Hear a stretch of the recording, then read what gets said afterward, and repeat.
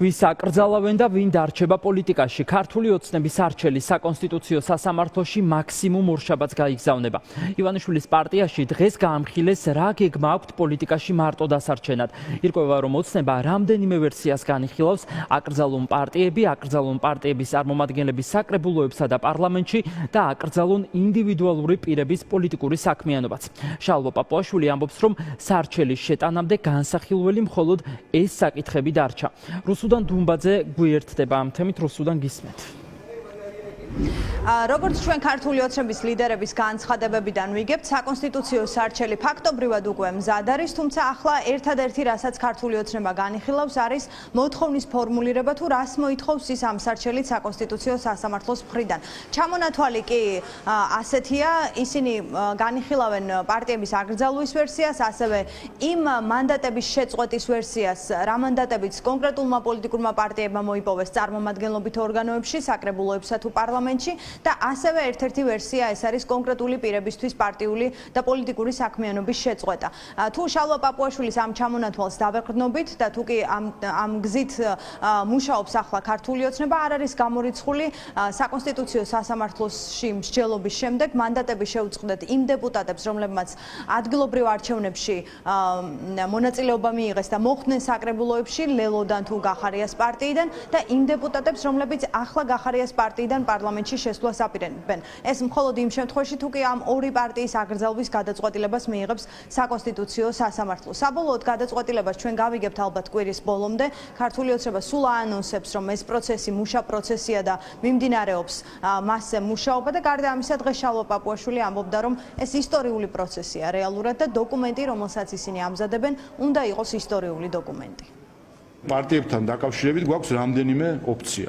პირველი ამ სარჩელიდან გამომდინარე, პირველი მოვითხოვოთ ამა თუ იმ პარტიის საქმიანობის აკრძალვა.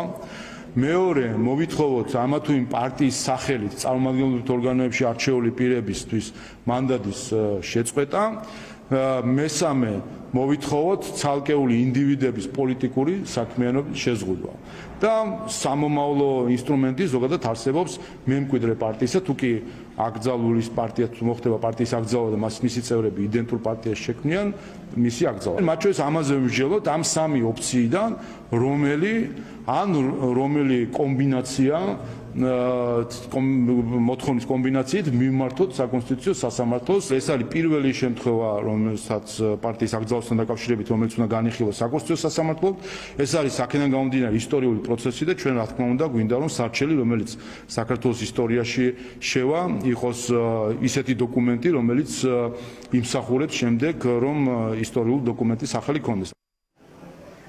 ამ სარჩელს საკონსტიტუციო სასამართლოში ერთით ნაკლები მოსამართლე დახვდება, რადგან სარჩელის შეტანამდე მოსამართლის მანტიაზე მოულოდნელად თქვა უარი მოსამართლე ირინა იმერლიშვილმა, თუმცა ეს მოცემულობას არ ცვლის, ანუ საკონსტიტუციო სასამართლოს შეუძლია მაინც გადაწყვეტილების მიღება, რადგან მოსამართლეთა რაოდენობა ამ ეტაპზე არის საკმარისი. ჩვენ ბუნებრივია დღეს ვცადეთ, რომ მოსამართლებისგან გაგვეგო აზრი პარტიების და ოპოზიციის გაქრობის შესახებ, რა მსვლელობა ექნება საკონსტიტუციო სასამართლოში ამ სარჩელს, თუმცა ისინი ჩვენს კითხვებზე პასუხს არ გვცემენ იმ მოტივით, რომ ეს სარჩელი ჯერ სასამართლოში არ დარეგისტრირებულა.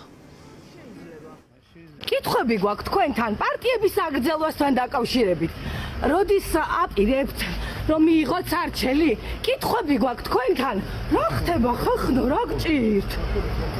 ასე დასამალად გაგვდა გასაქცევად საქმე? საკონსტიტუციაში უნდა შემოვიდეს სარჩელი პარტიების აკრძალვაზე. თუ შემოვა და უნდა აიკრძალოს პარტიები, ეს არის პოლიტიკური წესრიგი. საკონსტიტუციო სარჩელი, როგორც უკვე გითხარით, წინა კვირას უნდა შესულიყო ქართული ოცნების მიერ, თუმცა ეს პროცესი გადავადდა. სარჩელის შეტანა, როცა იყო დაანონსებული, სწორედ იმ დღეს გიორგი გახარიას პარტიამ გადაწყვიტა, რომ პარლამენტში შესულიყო. ეს ორი ფაქტი ერთმანეთს უკავშირდება თუ არა, არ ვიცით. პრინციპში გიორგი გახარიას პარტიის აკრძალვა არასდროს გამოურიცხავთ ქართულ ოცნებაში. ჩვენ არ ვიცით საბოლოო დოკუმენტში იქნება თუ არა მათი აკრძალვის შესახებ მოთხოვნა და ასევე რა ბედი ელიტ სხვებს ასევე არის უცნობი. ერთადერთი რაც დაზუსტებით შეგვიძლია ვთქვათ არის ის, რომ ნაციონალური მოძრაობა არის მთავარი სამიზნე ახლა ქართული ოცნებიდან და კონკრეტული პოლიტიკოსები, რომელთა პოლიტიკური საქმიანობის აკრძალვას ითხოვს ქართული ოცნება. დღეს ირაკლი კობახიძემ თქვა, რომ კვირის ბოლომდე ან მაქსიმუმ ორ შაბათს უკვე ეს სარჩელი შევა საკონსტიტუციო სასამართლოში. პირდაპირ ეთერში რუსუდან დუმბაძე საუბრობდა. ამ წუთებში ბათუმის საკონსტიტუციო სასამართლოში ჟურნალისტების არჩელებს განიხილავენ. ჩვენმა კოლეგებმა რამდენიმე თვის წინ გაასაჩივრეს პარლამენტის მიერ დეპუტატების საჩივრების საფუძველზე მათი აკრედიტაციების დროებით შეჩერება. მედიის წარმომადგენლების უფლებადამცველები აცხადებენ, რომ მიზეზი უხერხული კითხვებისგან თავის არიდების მცდელობა და სწორედ ამის დამტკიცებას შეეცდებიან დღეს მოსამართლეებისთვისაც. ეს არის კოლეგიის პირველი სხდომა, რომელსაც ვასილ როინიშვილი უძღვება. ნატო გოგელია გვერდდება ამ თემით, ნატო გისმენთ.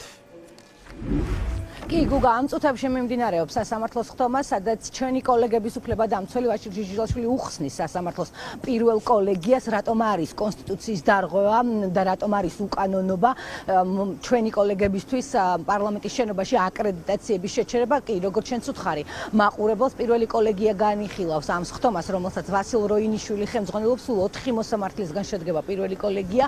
გიორგი კვერენჩხილაძე, ევა გოცირიძე და გიორგი თევდორაშვილი ვასილ როინიშვილთან ერთად მიიღებს გადაწყვეტილებას, არის თუ არა ეს სასამართლო, საკონსტიტუციო სასამართლოს აზრით კანონდარღვევა, რომელზეც აქცენტს აკეთებენ ადვოკატები და ამბობენ, რომ ეს არ არის კანონის დაცვა, ეს არის უბრალოდ პარლამენტის წევრების, შეშინებული პარლამენტის წევრების მხრიდან უხერხული შეკითხვებისგან თავის დაცვის მცდელობა.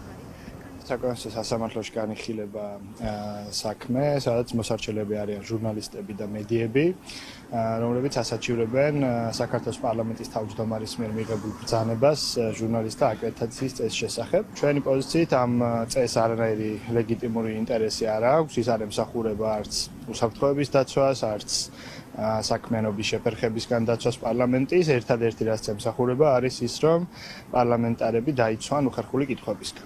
და ვითხოვთ, რომ ეს ნორმები არაკონსტიტუციურად იქნეს ცნობილი გამოხატვის და ინფორმაციის მიღებისა და გავრცელების უფლებებთან მიმართებით. კავშირებით სულ ცოტა ხნის წინ კომენტარი გააკეთა პარლამენტის თავმჯდომარებმა. შალვა პაპუაშვილია სწორედ ქართული ოცნების პარლამენტის ის თავმჯდომარე, რომელმაც ეს გადაწყვეტილება მიიღო და ჩვენს კოლეგებს აუგრძალა დეპუტატების სურვილისამებრ კითხვების დასმა საქართველოს პარლამენტის შენობაში. პაპუაშვილი დღეს ამბობს, რომ ჟურნალისტები არ ღვევენ ეთიკის ნორმებს და სწორედ ამიტომ მიიღეს ეს გადაწყვეტილებაც.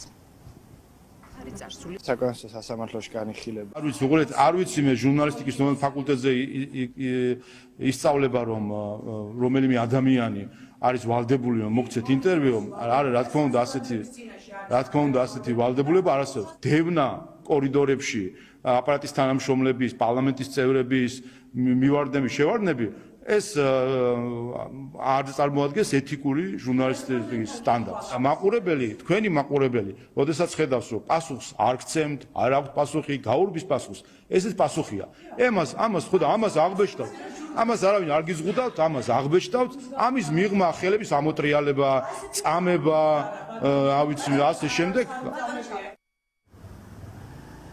ეს სხდომა, როგორც გითხარით, გუგა ამ წუთებში მიმდინარეობს. დღეს არის პირველი სხდომა, არსებითი განხილვა, როდის მიიღებს საკონსტიტუციო სასამართლო ამ თემასთან დაკავშირებით გადაწყვეტილებას. ამ დროისთვის უცნობია, როგორც წესი, მსგავსი ტიპის არჩელებზე აჭიანურებენ გადაწყვეტილების მიღებას. ხვალ კიდევ ერთი საინტერესო პროცესი გაიმართება. მე აქვე ვეტყვი მაყურებელს საკონსტიტუციო სასამართლოში, რომელიც ისევ პარლამენტს ეხება და ამჯერად ხვალ იქნება არსებითი განხილვა ბანერების გადმოკიდების, როგორც იცით, აკრძალულია საქართველოს პარლამენტში ბანერის შეტანა, თუ თანხმობით შეიტანენ მისი გაშლა, თუნდაც აი ეწეროს არარუსულ კანონს, უკვე აკრძალული და სწორედ ამ თემასთან დაკავშირებით ასარჩივრებენ ადვოკატები საკონსტიტუციოს ნორმების დარღვევას და სწორედ ამ თემასთან დაკავშირებით ხვალ კიდევ ერთი საინტერესო პროცესიც უნდა გაიმართოს.